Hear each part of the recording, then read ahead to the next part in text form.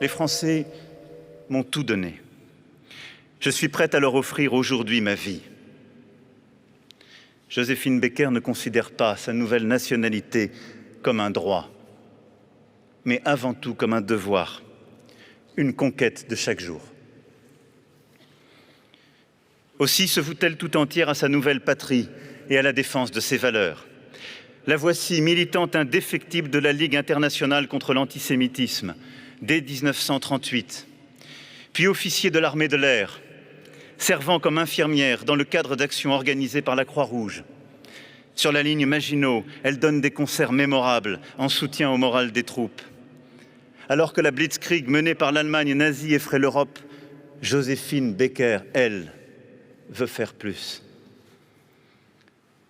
Troquant les feux de la rampe pour la flamme de la résistance, elle devient, avant même le 18 juin, honorable correspondante et sert son nouveau pays au péril de sa vie.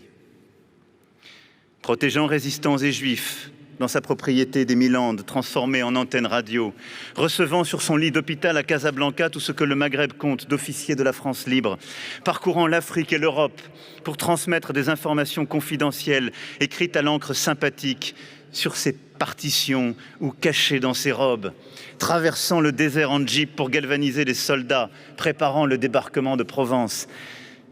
Joséphine joue un rôle à ce point décisif qu'elle se voit décerner la médaille de la Résistance. Surtout, l'insigne qu'elle préférera entre tous, une petite croix de Lorraine en or, reçue des mains même du général de Gaulle en 1943, et qu'elle finit pourtant par vendre pour reverser l'argent aux œuvres de la Résistance.